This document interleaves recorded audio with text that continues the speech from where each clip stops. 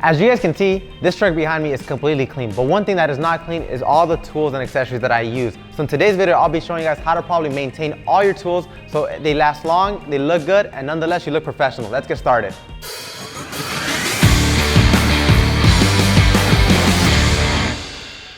As simple as it may sound of just clean up your tools after you're detailing, it sounds very simple. It actually is a very big step before you start detailing any ride. To start off with, we're gonna start working our left to right. To start off with, I already have microfiber towels. As you guys can see, these microfiber towels are completely soiled.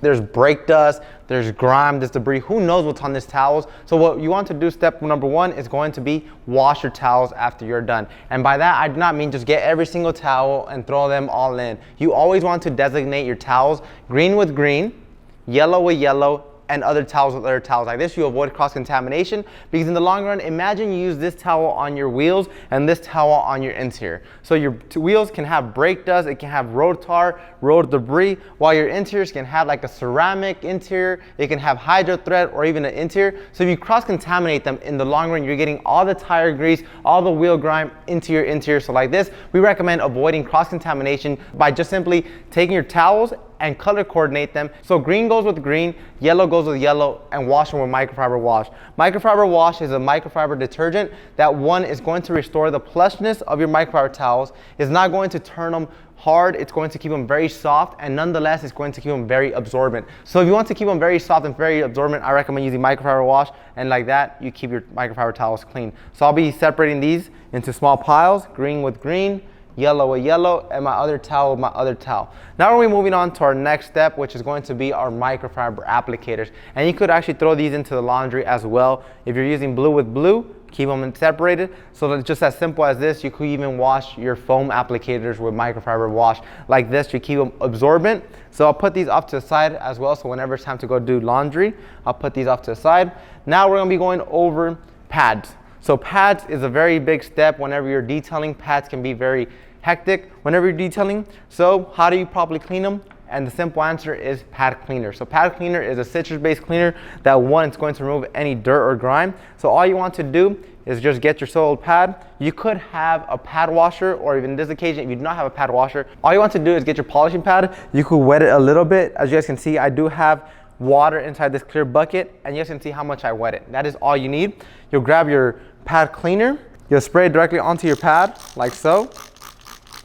Now, you'll get your pad cleaning brush. You could even wet it a little bit, and all you want to do is just scrub it back and forth. Pad cleaner does is breaking down any polishing compounds you might have used while you're polishing.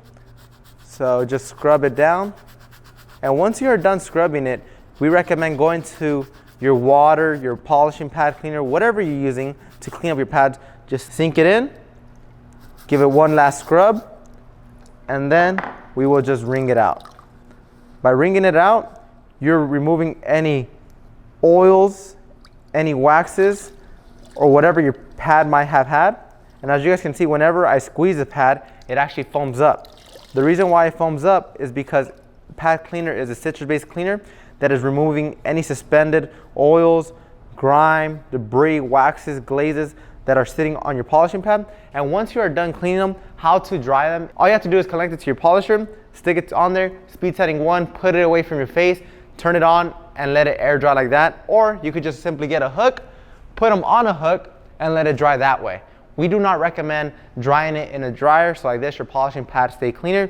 So I'll put these pads off to the side. You guys will see a little cool montage later. But now, before we get into the polisher, we're gonna start off by cleaning off our brushes. So you guys can see this nifty brush has seen better days, and this is when I bring in their dirt trap. So the dirt trap, not only does it filter dirt, but you could also use it as a washboard. By using it as a washboard, you just hold it at a 90-degree angle with one hand, and with the other hand, you're gonna scrub it. So you need to keep this in mind. The nifty brush right here and these nylon bristles, it has abrasives. So we need to get rid of it. So we're gonna sink it in the water. We'll spray some Nonsense Super Cleaner, an all-purpose cleaner, onto the brush, just to make sure we get everything out. And remember, this water started off clean. Now we're trying to get all the filth out of our accessories. So sink it in here, and all I'm doing is just scrubbing it on the dirt trap. So what the dirt trap does, it has micro braces that is pulling off anything that is sitting on these nylon bristles.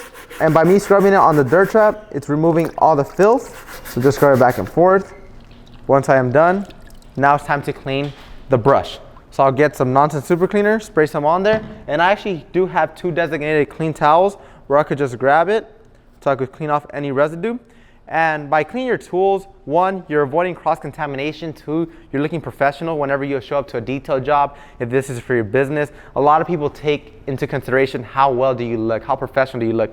So if you just take your time by cleaning your tools after your detailing, you will have a customer base that will appreciate you a lot more because they'll say he's more professional. And just by cleaning it, you guys can see, I removed the filth that was on the handle. I removed the filth that was on the nylon bristles. Now my nifty brush is good to go for the next time. Now it's time to clean off all of the detailed brushes, interior, and our board hair detailing brush. We're gonna follow the same exact concept. You'll lift up your dirt trap to turn into a washboard. You'll spray some nonsense super cleaner onto your brush. And all you want to do is just scrub it on the micro abrasives that the dirt trap has. So just come here, and like this, you'll release all the filth that are sitting on the bristles. By taking this step, like I told you guys, you're avoiding cross-contamination. You're looking much more professional. But one thing that here at the shop we like to follow is, if I am not shooting a video, if I am not using the products, and Nick comes out, Joey comes out, I want to ensure he is not going to cross-contaminate. Or if I use this brush on the interior, we set it up on the interior rack, so like this we avoid cross-contamination. So after you're done, you guys can see I am rubbing it on here. Let me get a clean side. I am rubbing it on here. No filth is coming out because the brush is good to go.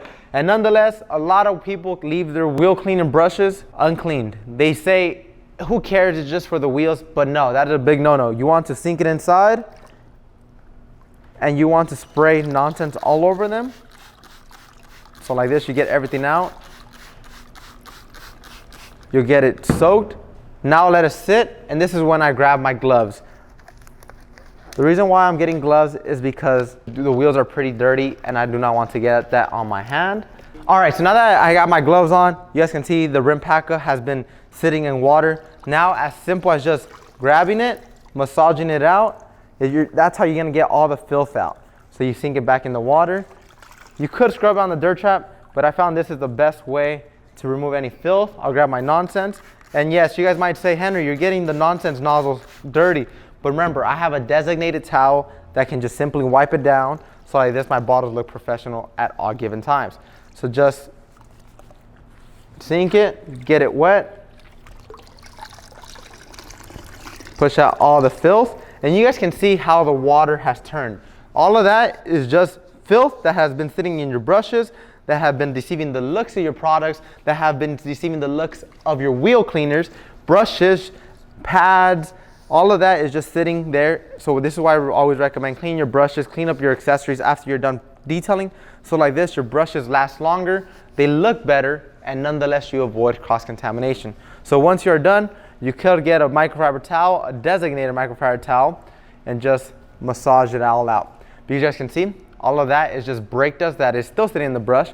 So just massage it out until your microfiber towel is no longer dirty. So I'll flip it over to a clean side, just so I can show you guys that the brush no longer has filth on it. If I rub it, you guys can see the towel is now clean and the brush now is clean. So the brushes are clean. Now, a big mistake a lot of people do whenever they're using Mr. Sprayer is just, this is not how to clean it, this is just how to protect it. So right now, it currently has pressure, right? So once you're done using waterless washes, quick detail sprays, glass cleaners with Mr. Sprayer, as simple as just unspinning it out, releasing the pressure, that is how your Mr. Sprayer is going to last longer. That is how simple it is to just maintain Mr. Sprayer. And now we're moving on to the bottles. And the bottles is very simple as not clean them, but keep them organized. So how we like to do it here at Chemical Guys is ceramics are going to stay with ceramics, polishes and compounds are going to stay together instead of having everything scattered around. So whenever you come to get your arsenal, you're gonna be more prepared. I also have pad cleaner right here, so I'll put that off to the side, light metal polish, and my waxes. So like this, say for example, you need to encounter a lot of scratches and swirls, you have a whole row to work with, whether it's V36, V32, or even C4 compound. Like this, you stay organized. Now we're gonna be moving our brushes because it's time to get into the fun part, which is going to be clean up this filthy polisher. So having filthy polishers is a big no-no. As you guys can see, this polisher has seen better days. There's some type of product on here. I don't even know what's on here, but you guys can see it's still coming off onto my glove. So we're actually going to be using a very clean brush. We could be using on the interiors because it's very soft, or we could also be using the boar's hair detailing brush. I'll be using the boar's hair detailing brush, and how I'm going to be cleaning it is going to be with Nonsense. So Nonsense Super Cleaner, like I told you guys, it's an all-purpose cleaner. It cannot just be used on your car. It could also be used on your polishers. So how you want to clean it is just spray some Nonsense onto your brush, and after obviously I clean the polisher, I can just re-clean up the brush. Now I'll go to the area I am working on and just clean it. So the reason why I always recommend cleaning your polisher is because the cleaner you have it, the better it is for you. Because if you do not clean it, it can deteriorate the plastic. It can deceive the look of the vehicle, especially because this torque polisher has this beautiful green finish to it. So just clean it up after you're done polishing. And for the rubber grip, you could also spray it directly on it. Get your boar's hair detailing brush, just clean it off. So like this, your rubber grip does not crack, does not deceive over the given years that you might be using it. So now that the polisher is clean, I'll give you guys a pro tip on how to wrap up your cord instead of damaging the machine. So all you want to do is loop it. You go once, twice, 3 times, 4 times. And whenever you get to the 5th time, now it's time to loop it and you pull. You're gonna put it through here. And this is how you get to store it away. Your cord is not under tension. You can store it away. It's very simple. You go to a hook you are working with, put it on there, and now your polisher is stored away, or you can even put it on a cart. So as you guys can see, using this method keeps your products clean, it looks you professional, and nonetheless, you stay organized. If you want to stay organized a different method, you could also use the Arsenal Range detailing bag, which is this one right here. You can store everything inside, from a polisher, from shoes, from your products. Just simply unzip it, stack it, and you're good to go. But if you want to take your detailing on the go, that's when we recommend using the detailing caddy. So a detailing caddy, you could also store bottles in the front. So like this, whenever you're detailing any type of car, you stay organized. It also has elastic bands inside so your brushes won't fall down. And on the sides, it has mesh pockets where you could store bottles, applicators, polishing pads. Obviously, I won't store them in here because they're still dirty. So guys, if you guys like this video today, don't forget to give us a huge thumbs up. If you have not cleaned your arsenal, I recommend you do so you can look more professional. And we'll see you guys next time right here at the Chemical Guys Detail Garage. Check this out. Look how convenient this is. I don't have to be walking around with my hands full. I stay organized, put everything in here, and look. All my accessories that I used today are going to be stored away in a safe place.